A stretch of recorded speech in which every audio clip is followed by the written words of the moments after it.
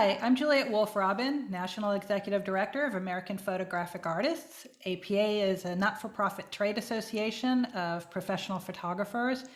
We have a group of APA photographers who run APA. They're all volunteers across the country in different chapters and nationally.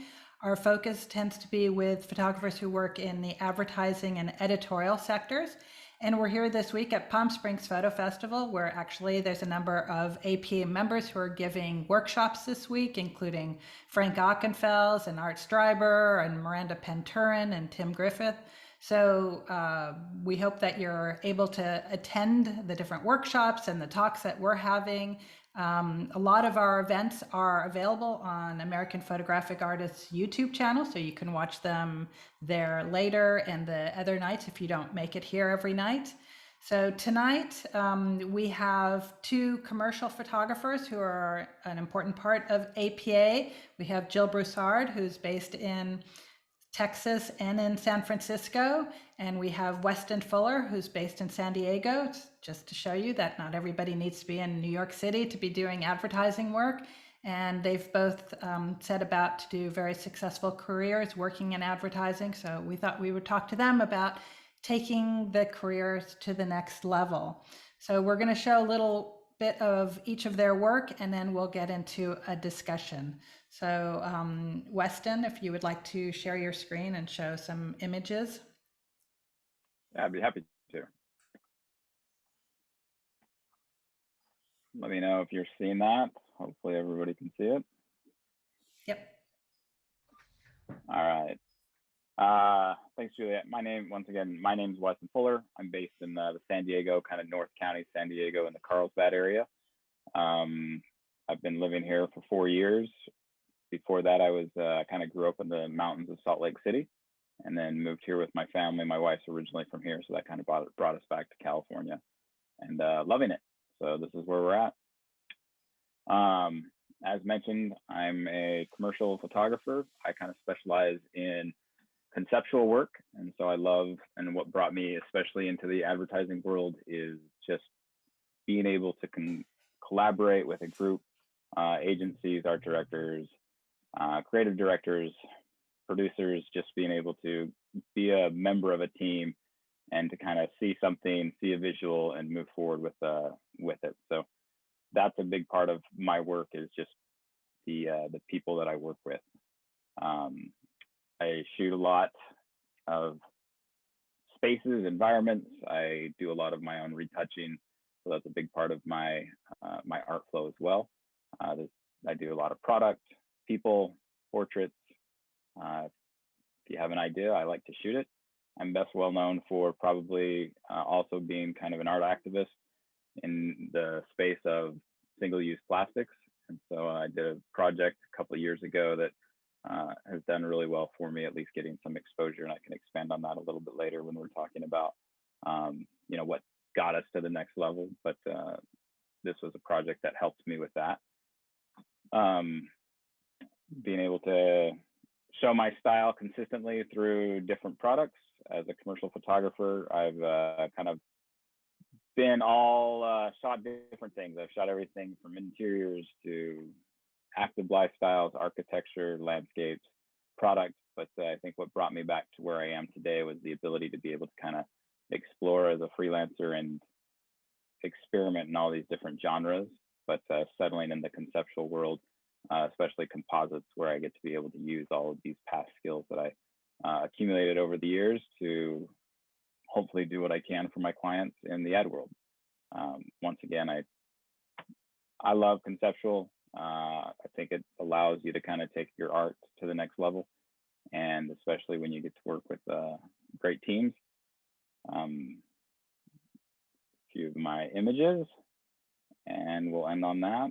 Once again, based in San Diego and in the San Diego chapter. I grew up, or when I was in Salt Lake, there was not a Salt Lake APA chapter. So I kind of gravitated here to the West Coast and settled in the San Diego area since I knew we'd be moving here. So that's me in a nutshell. Thank you. All right, I'm going to stop sharing, send it back to you.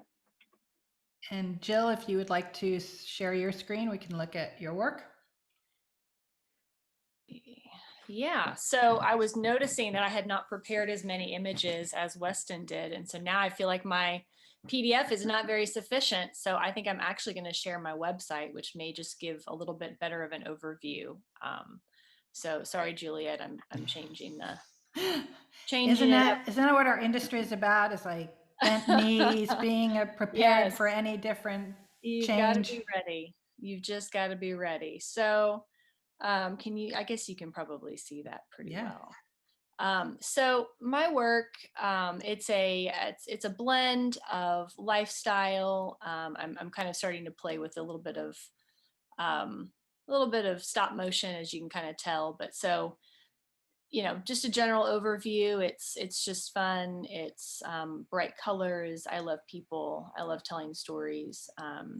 I got started in photography in my early 20s, a little bit in college, but mostly when I got out of college. And I just started really enjoying telling stories, kind of fly on the wall. I would consider myself a little bit more of a journalistic photographer that turned to commercial work for its vibrancy and being able to really kind of create what I wanted. Um, and then I shoot,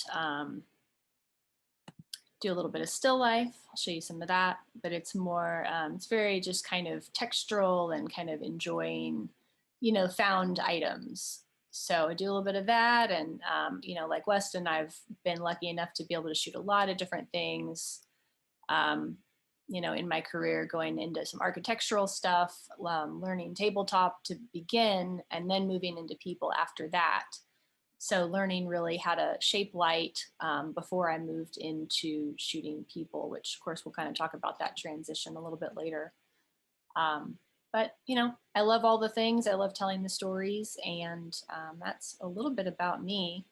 I grew up in San Francisco, and then I made it to Texas about 15, 17 years ago, and I've been here ever since. And now I just like to go back and forth because as a photographer, if you're lucky enough to work freelance, then you're lucky enough to work from anywhere. And that's kind of the blessing of what I get to do. Um, so I think that may be a little bit, that may be it. Did I miss anything?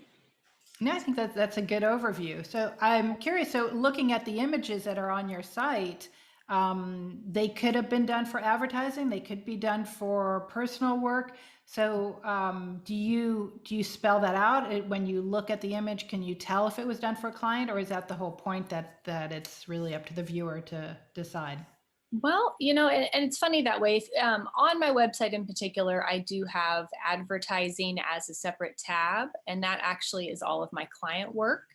I do have some client work in my main galleries because oftentimes we're not lucky enough to, to make an image for a client exactly what we would want to do ourselves. So it maybe doesn't fit into the work we want to show, but it's still great samples of our professional work. So that's how I separate things out sometimes. I'll bring things in that I really, really love that I feel like are an embodiment of what I want to shoot, but I try to only put things into my main galleries that I absolutely love, that I want to shoot more of. So it does kind of bleed the line a little bit because I do shoot a lot of testing work. I do shoot a lot of personal work. I do some editorial work still, and then I do some commercial work. I mean, that's the bulk. My work is like 90% commercial, 10% editorial. But then I shoot so many tests that it all kind of feathers in. And you're right. I guess you can't really tell. Which is But great. you know that's the hope, is that you just want to hire me because you love what I do, and then you tell me what it's going to be used for. Yeah. And Weston, the plastics, was that originally shot for somebody that needed to show that, or was that your idea and then they was used that way? Kind of a combination. I originally started that project as a personal project, but before really getting into it, I approached a couple of local companies. I approached like the Surf Rider Foundation and kind of pitched an idea to them and said, "Hey, this is what I want to do. You're kind of the end client. I would love to have using these images. Is this something that we want to team up and collaborate with?" And they kind of came back and said, well, we really don't know who you are as an artist. So we'd love to see your end results, and then we can talk after that. And so I really kind of went into it as a personal project, but with the whole idea of actually being able to use it, expose it, share it. When I got into photography, well, I mean, I've always loved photography, but when I was kind of like refinding digital photography in my 30s, I had a goal of, like, didn't want to grow up, or I grew up with kind of like this shoebox of photos that my parents always had. And in the digital world, I didn't want to have a hard drive full of personal photos. So my whole goal is I wanted to be able to have photos that I could share. So every time I'm approaching either a personal project or any project, I want to make sure that it's actually going to have some type of end exposure where others are going to be seeing it, other than just living on my desktop. So.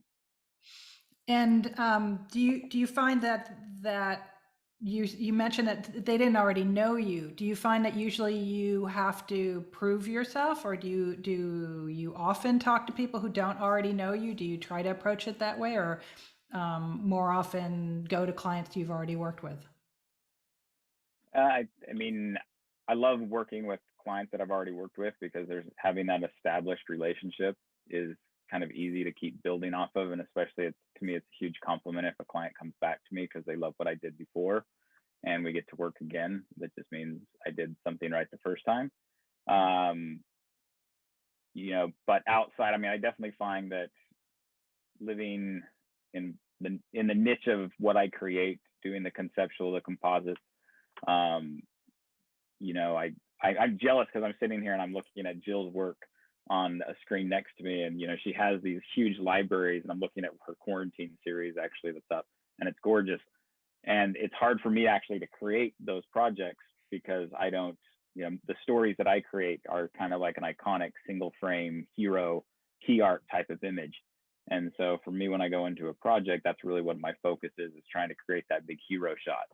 And then we capture a bunch of images on the side, but it's really about obtaining one main image that can tell the story, and instead of like the whole breadth of what the story is about. So so for me, I feel like I have to kind of always introduce myself. The people that know me the best is probably those in the industry. I would like to think people in the industry actually know me, but outside of that, agencies, I'm always reintroducing myself. I mean, I think that's 70% of everything that I'm doing is knocking on people's door, trying to make sure that they know my name, staying in front, so that when a project does come up that's relevant, it does need a kind of a big key art image. My name's in the forefront of it. And Jill, what do you do to have your name put into the mix with other photographers who might be able to do a similar project? Yeah, I mean, I was just thinking about. It's funny, Weston. It was such a nice compliment you gave me. But I think about when I look at your work. Like, you do create these beautiful one-off images, and I remember when I was first coming up in the business, and somebody said to me, "What kind of photographer do you want to be? Do you want to be a photographer who shoots 30 shots a day? Do you like that pace? Do you what kind of photographer are you going to be?" And I think everybody has to decide for themselves the kind of content they want to create. And your work is very powerful and very poignant, and it doesn't take as many images to tell that story. So I think it just depends on, what each photographer wants to do. So, you can shoot a lot of images, or you don't have to shoot a lot of images. It just depends on what your message is. But to answer your question, Juliet, the things that I do, I mean, one of the best pieces of advice that somebody gave me in the very beginning was, you just have to hang in there long enough and do a good enough job, because things happen and people come and go, and people come into the industry and they leave the industry, and you just have to be consistent. And the longer you're consistent, the more that people will remember your name. And hearing your name over and over, you do all the things. You do the emails, you do the emailers, you do the email blasts, you do the printed pieces, you do all the different marketing things that we're all taught to do. And then I think you have to really be in person, like Weston said. You have to put your name out there. You have to introduce yourself over and over. You have to be available and accessible. And if you can't be there in person, then you have to be there digitally or virtually, or, people have to get to know you because they have to feel comfortable with your name. They have to think, oh, I've heard that name before. Oh, I've heard someone else say that before. And so then people sort of have that second, that it's like a warm lead instead of a cold lead. And so after a while, people begin to realize, oh, well, she's been around for a while, she must be trustworthy. And then, if you can land a project or two, then you kind of build off of that, and then you share that work. So a lot of it is sharing things on Instagram and sharing things, through different social medias, and trying to engage with people, especially the people that you want to hire you. Was there a particular project or moment where you thought, this is helping me get to the next level of awareness or type of project? It wasn't one particular project. I mean, every time every time I shoot a job that I can share on social media and I can use it, I can reach out to a new agency and I can say, hey, I did this. I put my photo in the tagline underneath my name, and, hey, I shot this work, would love to talk to you about this kind of work. I know you're you do interiors. Well, I just shot this great project with XYZ client, and I'd love to talk to you about that. I've got some great intel, and you just have to sort of build up those relationships. But I do it using the work that I've shot, whether it's for a client or it's personal work. I show them the work that I want to shoot for them, and then I ask them if they'll give me some of their time. Great. So And, that's, yeah. and Weston, was there ever a specific moment, a client or a person or a event that you felt, this is what's getting me to the next level? I remember my first ad job that I did, and it was for just kind of a local in town advertising agency out of Salt Lake City. And I had tried, I think, for over a year to really get any ad work from anybody. So when I got that first job, and it was a conceptual job, it kind of, it filled up a couple of my buckets of, this is exactly what I want to be doing. This is what, what I want to be involved in. This is this is the goal that I've been working towards for 12 months. And so when I got that call, and then I got the call that the job was awarded to me, it was just like fireworks. Like, it was just exciting, made me feel like I was on the right track, that I was doing things right. It's definitely a roller coaster of emotions trying to get to that point, just to begin with. And it still is, but just that never goes away, I think. Especially coming kind of out of quarantine last year was a huge roller coaster. But just with the ups and downs of trying to get the work and do the work that you want to do, I still, I get approached to do the work that I don't want to do all the time. And I'm not going to say that I don't take that work, because it does pay some of the bills.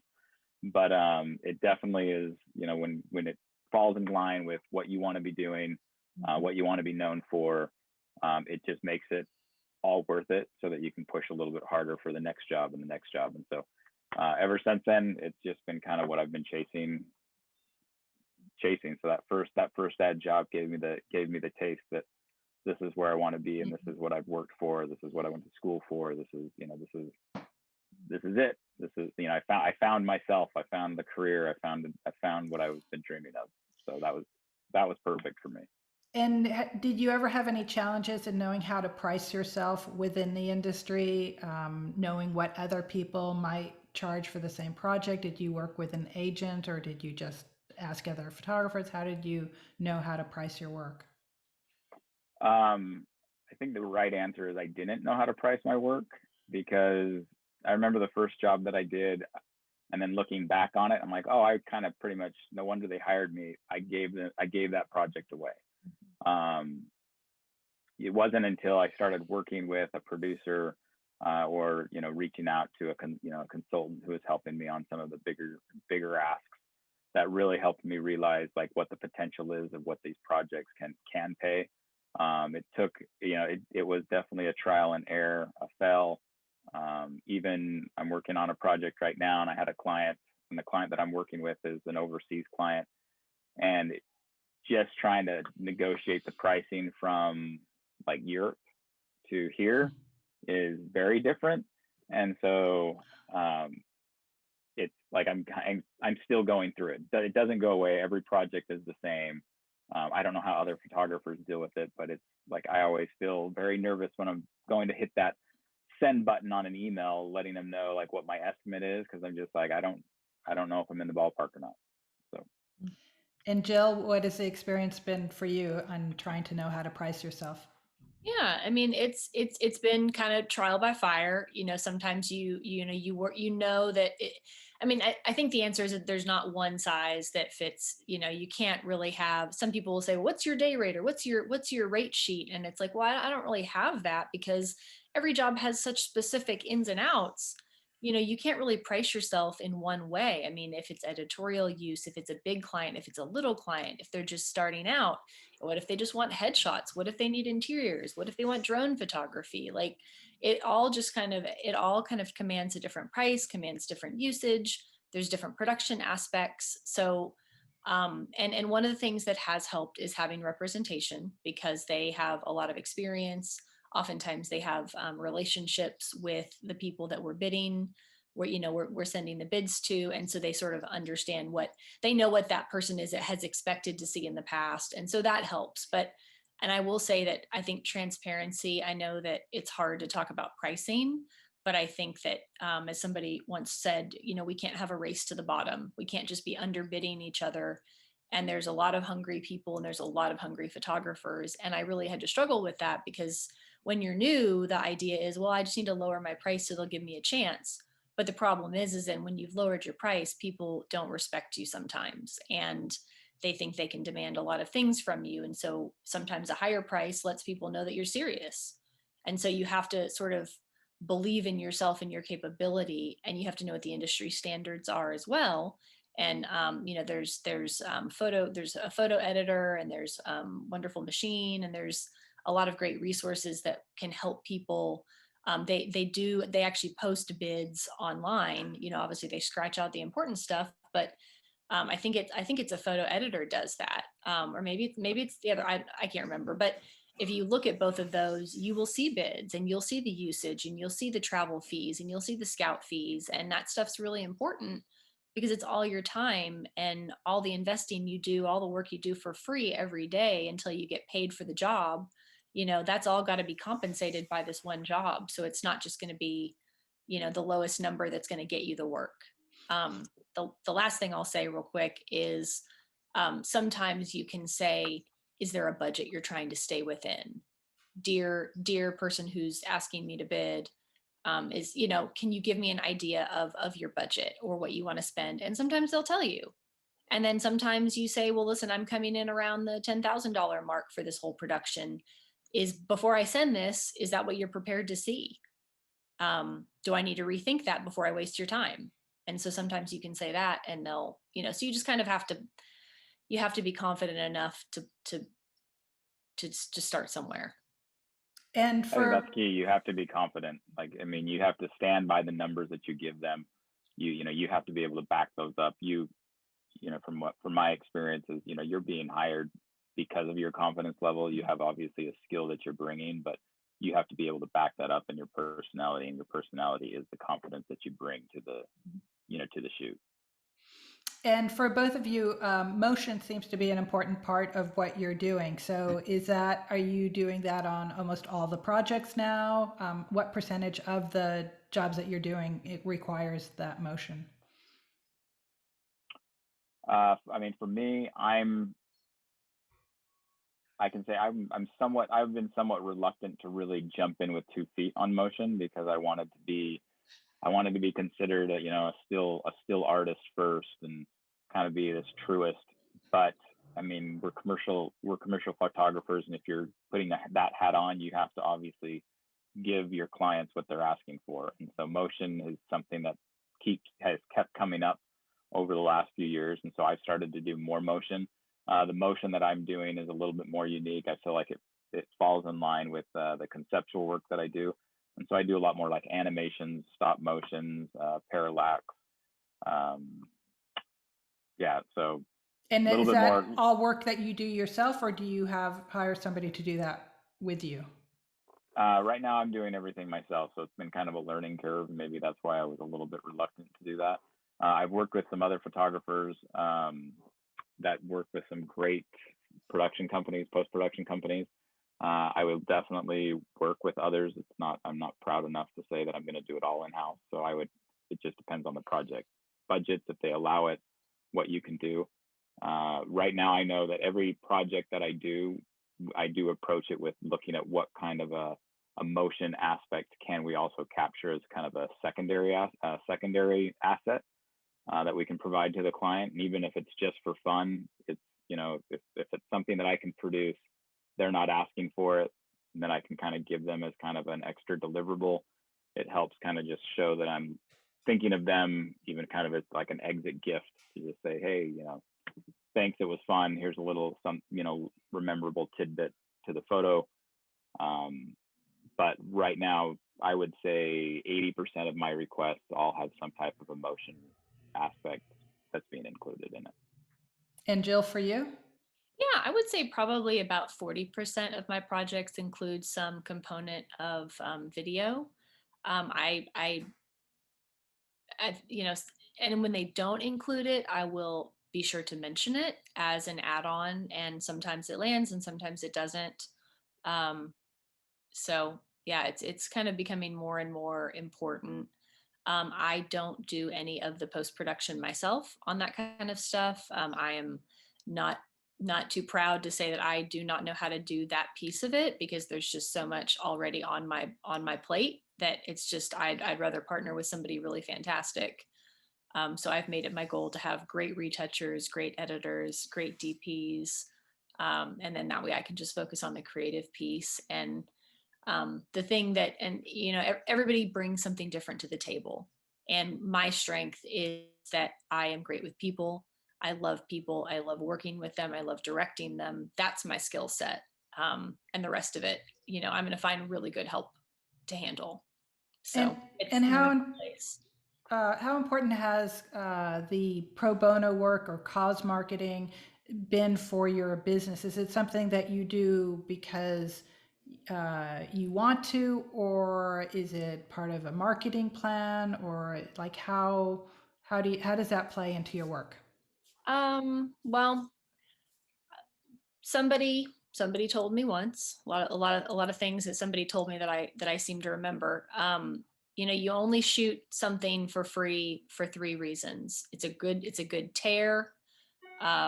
It's going to give you a good connection. Is there even a third reason? I can't remember if there's a third reason. But the bottom line, maybe the third well, I mean, that's really it. I shoot things because I love them, or I'm doing it for a relationship. Um, the times I do it for a relationship, you have to be really careful. I've done things that I wish I hadn't done for a relationship because it was not very rewarding at all. And I don't know that it got me where I wanted to go. I think the reason that you shoot pro bono work is because you really love it, you feel it, you want to be of service, you want to use your camera for good. The projects that I've been the most proud of are the ones where I've gotten beautiful work, I've made great relationships, and I've done it because it was good for my soul, not for the connections that it got me. Incidentally, those projects that I'm thinking of, they then did bring about some of the best work, the best partnerships that I've had in my career. So what started as just for me served me in the end, which is why it goes back to just shooting what you want to shoot, and only showing what you love, because that's the work that people are going to call you for. And so there's that. Good, satisfying feeling. And Weston, I know you've done a lot of that kind of work. Yeah, I mean, for me, it goes back to maybe something that was similar from what Jill just said. Is I remember somebody telling me, like, if you don't have a client, be your client. And it was like, if you want to work for clients to produce the type of work that they want to hire you for, then go out and create the work that you want to be hired for. And just like Jill, the personal projects that I've spent my own money on to create, to do, and have come about with some of the best clients and the best projects that I've loved. And, I still, I mean, even if they're, I was looking at one project that's at least a decade old, and it's still, it's still one of my favorite projects, just because it got me going in the right direction, got me working with the type of clients I wanted to, and for the most part, it was my own project, and I loved it. So if I hate it, I guess that means I was a terrible art director. So. And was there anything in particular that was able to help you get into the advertising industry from previously? Like, was there what was it that helped you make that leap to the advertising world? I mean, for me, it was the people. It's the connections and the people that you make. APA, this is my shameless plug for APA, but that is definitely a big part of it. That's one reason why I'm here. I mean, this is a whole other side topic, but I went to art school, and when I was graduating, they definitely mentioned, look into the professional organizations that you can team up with. They will support you, and they will, and that has been very true. When I came out of school, I really didn't know which organizations to be a part of, so I had joined a bunch of different ones, and found out, I don't know why I had joined like the Professional Wedding Photographers of America organization, because I'm not a wedding photographer, or never do I want to be a wedding photographer, but I was a part of that organization for whatever my 1-year membership fee was. So the people that I have met that have kind of been mentors to me, I've assisted with other photographers. Here in San Diego, we have Wendy Fisk. I can also see Gary Allred. They're some of our board members here in San Diego, and they've been great. I mean, it's an organization that like-minded people sharing their own passions, and it's something where I can definitely get back to it. It's kind of like my safe space. I get to be able to talk creatively, share creatively. We can think like-mindedly. People know where I'm coming from.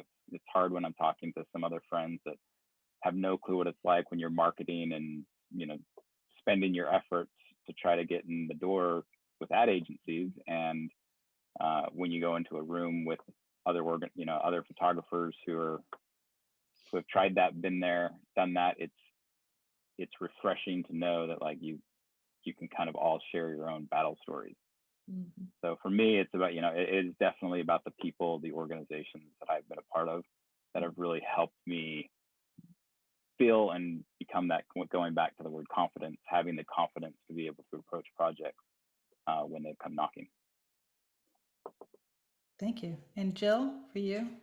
And the question was, what helped you get toward the commercial space? Yeah, to the advertising world, since that is there's always such a barrier to get to that level of work. I mean, this may sound strange. I didn't have the benefit of any organizations. I did not join APA right off the bat. I think, I had a stint at ASMP in the very beginning of my career. And then I just, when you're kind of in your world, you kind of get enmeshed in your little microcosm, and you kind of forget that there's a lot of outside support. You could be asking questions and learning things and making relationships. I mean, I literally made a portfolio. I hired a consultant, and they helped me kind of put my work, arrange my work, make selections, weed things out that didn't tell my story. And then I just started pounding the pavement, and I started calling ad agencies. And that was back when you could just call someone and say, I'd really like to show you, who do I talk to about portfolio showings? And I mean, now I don't know if you could even really get through as well, but it was like those days where people didn't realize, and you could just call, and I just started calling and going to show my work. And then I'm trying to think what the very first commercial job I ever shot was. But I just started making phone calls and showing up places. And that's how I made the transition. That's what I did. That's great. Yeah, well, it was a disadvantage if you didn't like to cold call, but at least it was an option then to reach people. So there's a question for both of you about doing treatments. Do you create them yourselves? Do you partner with a writer and a designer to do them? I can take this. I do my own treatments. It's kind of a labor of love. It's definitely, I want to be able to put my, my flavor into the treatments of my style, of what I'm going to bring to it. But I am a visual person, so I am terrible at writing. I put that out there because if anybody has ever read what I write, especially in like emails, I'm usually just typing quickly and hitting the send button. But I work with a great producer. She's always been awesome. She reads everything, corrects it, alters it. So it's a team effort because we're both trying to get the job. And but I do all my own treatments, and like I know my work. That's what I'm going to show in my treatments, and I'm going to show how I'm going to personally approach photo shoots. So those are, you spend a lot of time putting treatments together. I can echo that for sure. I mean, I could spend, you said labor of love, and I kind of laughed to myself because it sure is a labor of love. I mean, it's like, several hours. I mean, you can't just turn one around. So I'll spend a couple of hours on a treatment, more sometimes, because I do all my own. I was a journalist as a career, as my degree is in journalism. And so despite how that just came out sounding, I do all my own writing, and I'm decent enough at it that I just ask for someone to do one final glance over, usually just to make sure I haven't missed all the punctuation. But I will write my own. I have a template that I work off of, and I'll pull images that are relevant for the project. And also I'll drop in different images, but it's a template that's got my logo at the bottom. It's got all my contact information. I format it all. It's got the same cover page. So my treatments all look the same. They're very standardized. And then I have deck pieces that I will slip in and out, and then I have to rework the verbiage depending on the project. But I've got a formula that I follow, and I use Photoshop. I'm sure that everybody uses different things, but I have a little deck in Photoshop that I pull up, and then I rework all the things, and then I put it together as a PDF, and then boom, I send it off. So Jill, I'm curious because yeah. like I said, when it's a labor of love, like the last treatment I did, I feel like I could have published it because it was a 48-page treatment. And I was Yeah. thinking, like at the end of it, I was like, I don't really know like what I'm going to be shooting because it's like everything was so spelled out. So like, I felt like I didn't have any leeway. And, so as the client was going to get exactly what was put in there, but that's what they wanted, that's what they wanted to see in the treatment. But it was 48 pages. And I just remember being like, when I submitted that thing, being like, there's my master's Your thesis that I just, thesis. Yeah. gave out. So That's a huge, I think mine usually are like maybe 10 to 24 pages. I don't know that it's ever been. And I mean, that's to say that, there's 5 or 6 pages of imagery where I'll put, 3 or 4 images on a page, maybe one, depending. There's a couple pages of images, a couple pages of explanation of how I would approach the project with respect to, wardrobe, location, talent, casting, et cetera, et cetera. And then kind of the post-production, how our production team works, approvals, remote approvals, pre-production phone calls, things like that. So I spend a few pages of that, a few pages about me, a few pages about the shoot, and then lighting samples and treatment goodies. So I don't know, what do yours usually look like? Why did you have to be so specific? What did you spend 48 pages talking about? I didn't get the job, so I probably exhausted the client. So You should ask the client. I need to learn to like cut it down in half because I think I'm just very long-winded maybe. But I mean, it was the same thing. It was going over like an introduction to myself, introduction to my work, how I approach the work, the team that I was going to be bringing to it, the post-production that was happening, the camera equipment, the lighting equipment, Oh, wow. the key point, the color treatments that were going to be used, so it was very stylized. So, from the stylist of who we were bringing into the shoot, the concept and how, almost like frame for frame, that one did have a video aspect. So we had kind of like a full stills section to say, this is the stills and this is how it's going to be very branded and, going to be married very easily with the motion aspect as well. And so it just kind of kept creating and creating and creating. But I mean, I was tired of looking at it. I was tired of working on it. But Yeah. like I said, I didn't get the job. So I maybe if it was like half of that, maybe I would have had a better running chance. But yeah. But maybe you have some pages now you can apply somewhere else, Right. and the next time you have one, they're ready to go. You've Like, got a template Yeah, and like I mean, already. I'm like Jill. I have a template. I built mine out in like InDesign, so I can move pages around and swap things in and out pretty quickly. So I kind of have a base standard, so it's my own personal brand with my logos on it, and it's interactive. So I can click on different parts of it that allows me to jump around and give a it when I was doing those last year, it became very, very helpful to have like an interactive treatment, specifically when I was doing like a Zoom call, because my Zoom calls became like my artist calls and the creative calls to go over everything. So being able to have that, so it was interactive, being able to use that was super helpful. are there any questions from anybody who's watching this live? I know most people are going to be seeing this later, and it'll be on YouTube, and you can't yell at the screen, but I mean, you can. yeah, you can always yell. All right. So, and then do you have any thoughts about whether having an agent changes the perception of you within the industry? Is it about having a partner, or does it actually help you get better jobs? What do you think about having an agent? Jill, you have one, so maybe you can speak to that. Okay. I like having an agent. I think it's helpful because sometimes if people don't know my name, but they know that I'm represented, they know that I'm part of a group of professional photographers, they can say, okay, well, I may not know her personally, but I understand that she's with a group of professionals and that nobody would sully their name to be attached to this person if they weren't quality, et cetera, et cetera. So I think it lends a lot of validity to me. Of course, nobody wants to have that, but I do think that it's necessary sometimes. The other thing is that they have the benefit of estimating for a lot of different photographers, and so they are seeing different aspects of the industry that I'm not seeing, and so I have to look to them sometimes to provide feedback on things. And sometimes they can get an answer. If I didn't get a project, they'll maybe they can find out why, because a lot of the times people don't want to tell you specifically. They'll just say, oh, we went in another direction,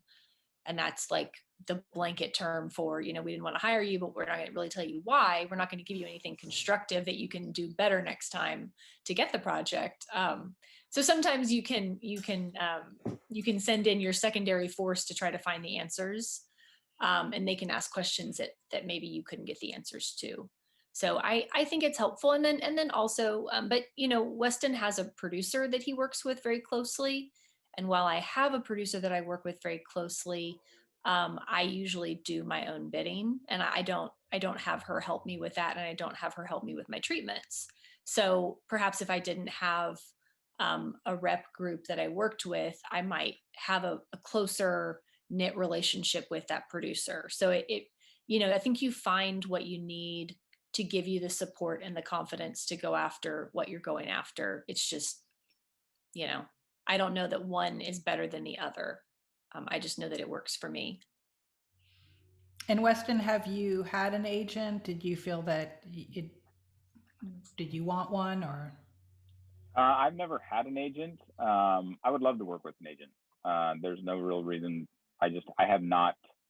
I haven't really gone knocking on agents' doors very much, trying to get their attention.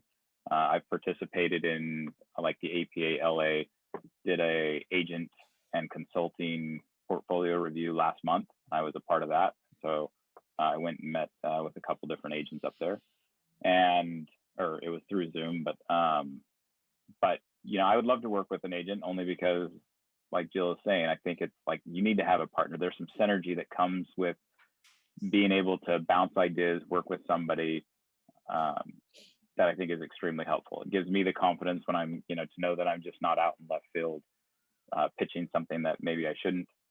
That's where kind of like when I work with my producer, Rahi, she's kind of reeled me in where I needed to, and it's been very helpful. There's other consultant companies, like I've worked with Wonderful Machine. You can hire them on like hourly basis if you needed to be able to help with different bidding and pricing. They kind of look over what you're going to present.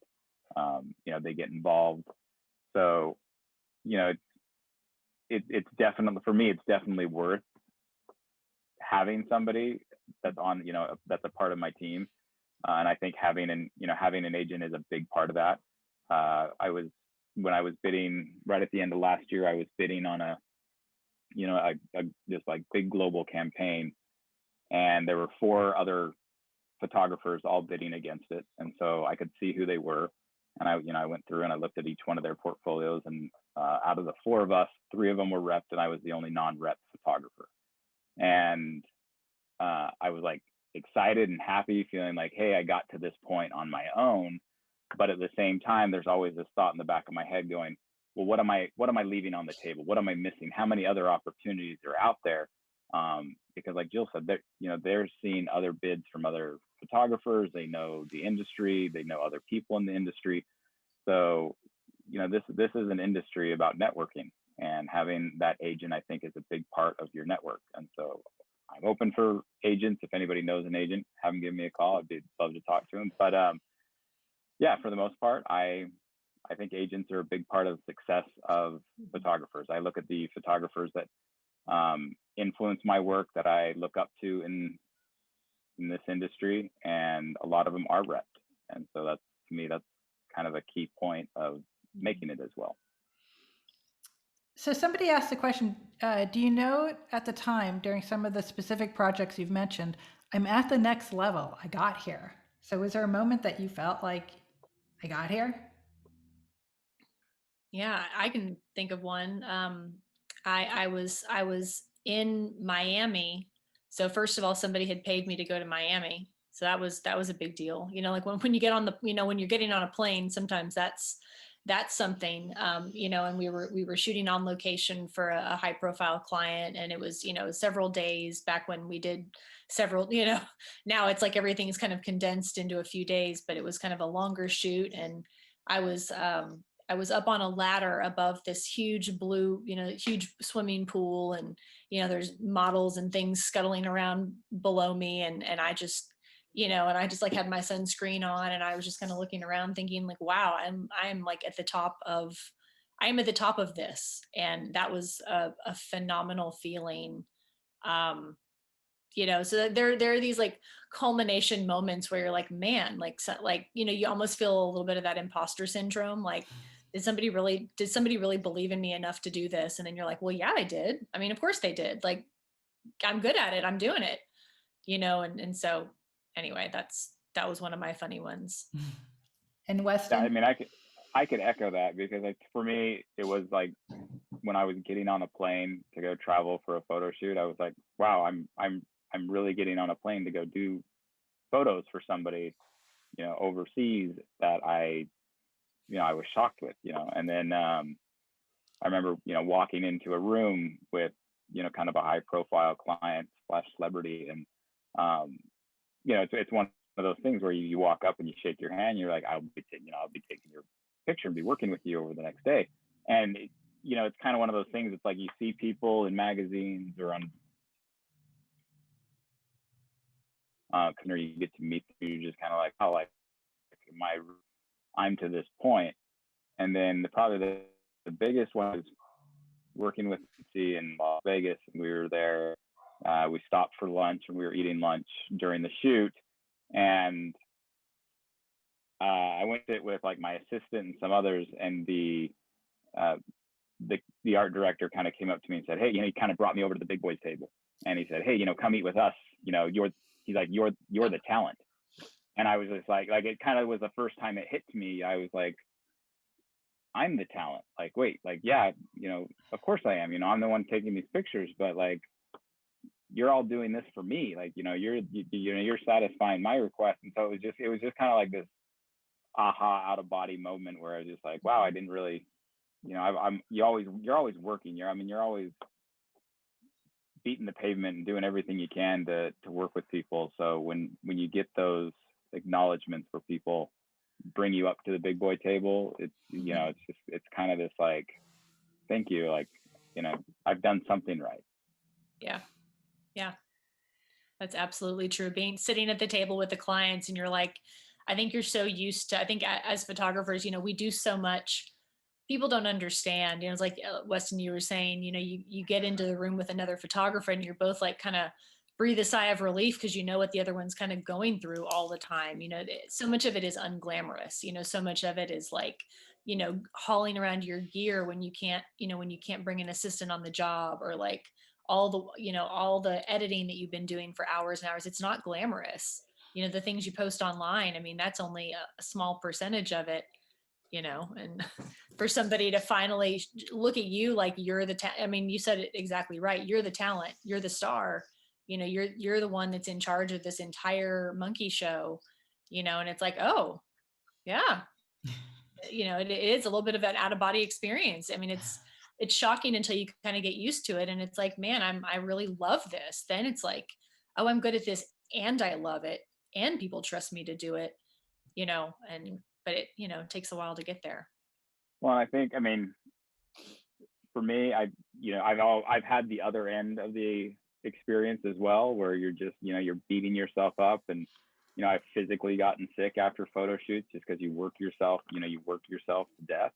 And those, you have those experiences where like, this is not where I want to be, like I have not made it. And so when you have kind of the opposite that balances that out, you get to appreciate the one over the other, and then you can kind of see like the direction that you need to be going in your own life. So yeah, I mean, I know this is a webinar, but I would love to hear some of these stories from some of these other people, because this is a whole topic. Like we could just we could all just drink a hot chocolate around. So.